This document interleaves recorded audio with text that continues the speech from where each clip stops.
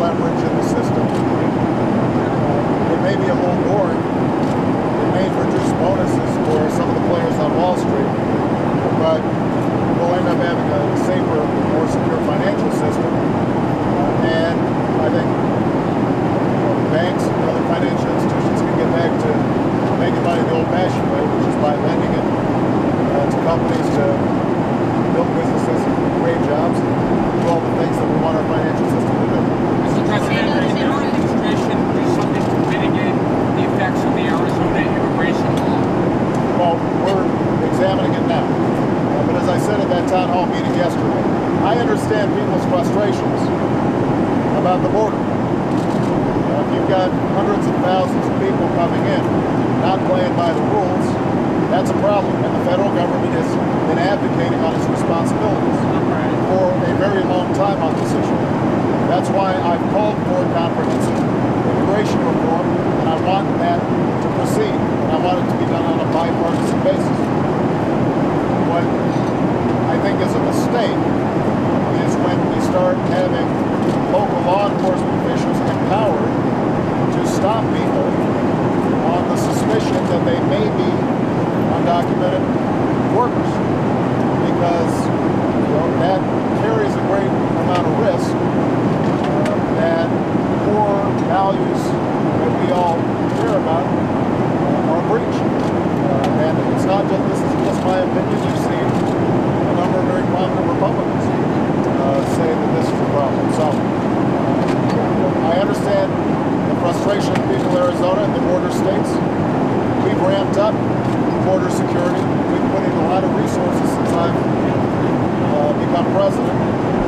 Our enforcement actions are up. And in fact, I've been attacked by immigration rights groups for being too tough on that front.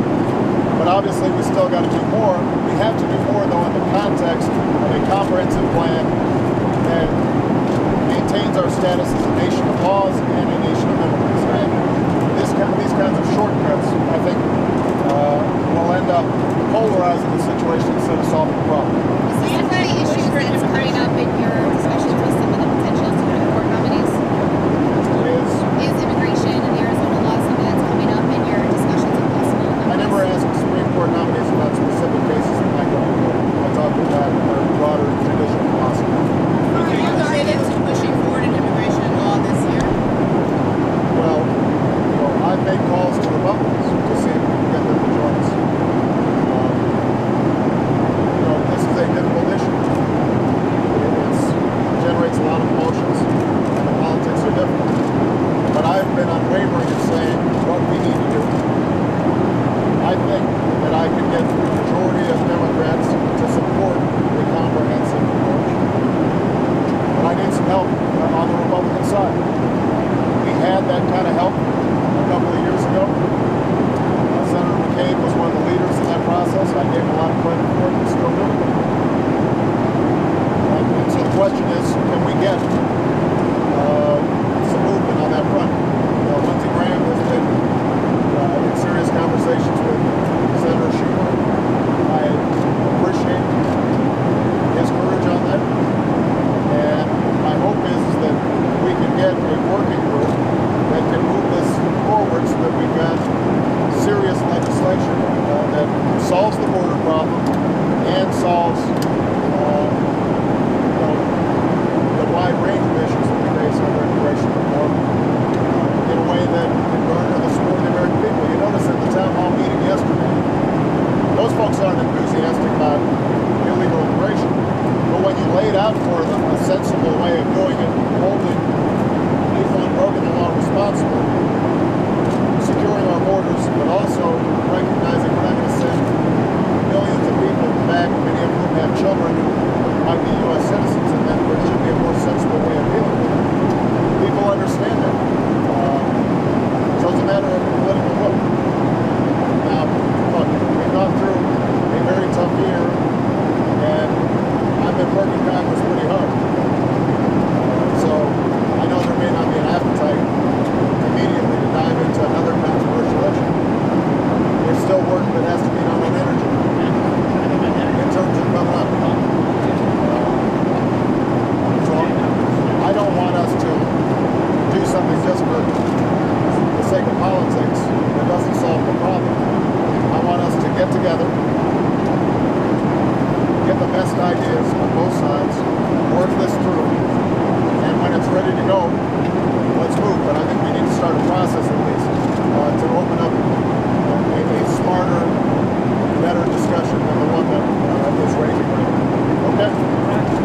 Yes. On the Supreme One more. Court. I'll give him the last question since This is my first first right on the slide. point. Senator Leahy has been talking a lot about conservative judicial activism, and I wonder if you see that as a frame through which the new Supreme Court nomination and confirmation will be considered. You've talked about understanding the individual. Well, I mean, here's what I will say. It used to be that the notion of an activist judge was somebody who ignored the will of Congress, ignored democratic processes, and tried to impose judicial solutions on problems instead of letting the process work itself through politically. And in the 60s and 70s, the feeling was that liberals were guilty of that kind of approach. What you are now seeing, I think, is a conservative jurisprudence that oftentimes makes the same error. And I think rather than a notion of judicial restraint, which should apply both to liberals and conservative jurists, what you're seeing is arguments about original intent and other legal theories that end up giving judges an awful lot of power. In fact, sometimes more power than duly elected representatives. And so, I'm not looking at this particular judicial nomination through that prism alone. But I think it is important for us to understand that the concept of judicial restraint cuts both ways. And the core understanding of judicial restraint is that, generally speaking, we should presume that the democratic processes and laws that are produced by the House and the Senate and state legislatures, etc., and the administrative process that goes with it is afforded some deference as long as core constitutional values are observed. But that in and of itself is not the only criteria by which I'm making selections on judges. All right? Thank you, guys. How do you think the trip went? How did the trip go? I thought it was fun. I thought it was great. And it was a reminder that sometimes there's a mismatch between the way politics are portrayed in Washington and how people are feeling. I think it's a less toxic atmosphere. People are genuinely concerned about jobs.